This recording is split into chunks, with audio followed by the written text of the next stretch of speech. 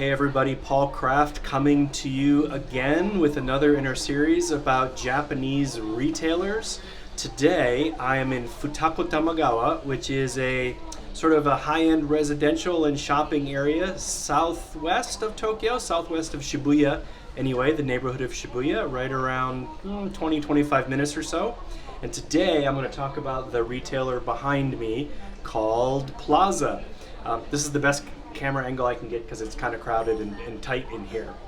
Anyway, Plaza is what I would call a very important retailer in Japan, and I would call them a Zaka retailer.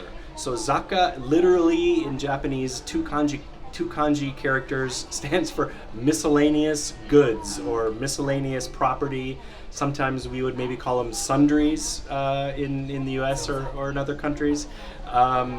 Basically, you know, they modeled this store originally after an American drugstore, so without the drugs, but they have makeup, some clothing items, not too many. It's winter now, so they have a few more clothing items, but they have imported foods, candy, seasonal gifts, and really things for your home. I mean, the average Japanese home or apartment, it's not that big, and what you put in it, what you display is very, very important. And Zaka tend to be most Zaka is targeted at female purchasers at lower price points, easy to buy, easy to gift, and probably one of the larger, more interesting stores is Plaza. Plaza has roughly 110 stores nationwide. 80 of them they operate directly themselves, 30 of them are franchised, depending on, you know, either the train station or the shopping mall that they're in. They do have a couple, what they call mini plot, which is sort of a kiosk or a really small store, and they even opened a newsstand.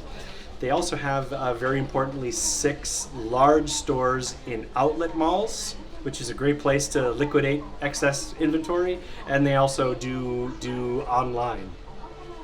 So Plaza is very, very special in Japan for one thing, and that is really their strategy around character goods. The Japanese call it character goods. So just think of Snoopy, Peanuts, Disney, SpongeBob, Minions, etc. You'll see classics from other countries. They have a French classic called Barba Papa. I hope I'm pronouncing that right. Tom and Jerry, Miffy from the UK, Care Bears. They have another character called Coco from Korea. So they did a little bit of everything. Pez dispensers, probably one of the better Pez dispenser selections in Japan. But with this, Plaza is really one of the major trendsetters and antenna shops in Japan for trends. And they're probably that way because their main target and their main consumers are women. And in Japan, as you probably know, women spend a lot of money, just like many countries. They control a lot of purse strings. Plaza is also very active on Instagram and has really been a trailblazer. I believe it is I'm 99% sure it has the most Instagram followers of any retailer in Japan. They have almost 600,000 Instagram followers. And, you know, in a country with, you know, only 120 million people, that's actually quite big. And with some of the characters and the cute things, you might think that some of the main shoppers are maybe high school kids or young women in their 20s. It's not. More than half of shoppers are in their 30s and 40s. The other thing that they do, and this is very, very classic in Japanese retail because of the amount of competition, but they talk about what is new. And their internal brand promise, if you will, is always news. So they want to encourage frequent visits. They want to encourage seasonal items. They want to encourage people stopping anytime they walk by, and there'll always be something new. And this is very, very, very important. A little bit on the corporate history of Plaza. It was originally started 20, 30 years ago by Sony, and it was called Sony Plaza.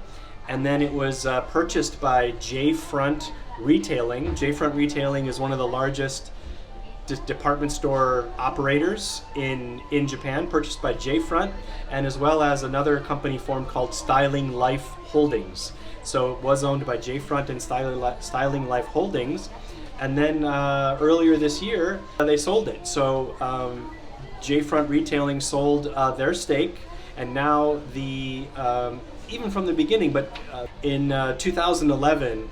J-Front Retailing got involved in Plaza stores. So then it was a three ownership model. So three of them: J-Front Retailing, Styling Life Holdings, which is a holding company, as well as TBS, the Tokyo Broadcasting System, one of the major TV stations here in Japan. And this really shows a model. I don't know who else does it. I mean, I know Disney would definitely fall in this line with their licensing, but really TBS and Plaza pair together with news shows and variety shows and trend programs and things to really advertise their products and to really make trends in Japan. And it's really been very successful. Plaza did suffer a little bit, probably more than a little bit, during COVID because people weren't going to stores, and let's face it, maybe venturing out in a pandemic to get your Snoopy notebook wasn't so important. But I do have to say, if you really want to see the trends into Japan, especially what Japanese women are into, you got to come to Plaza. Thanks. I hope this helped. Bye.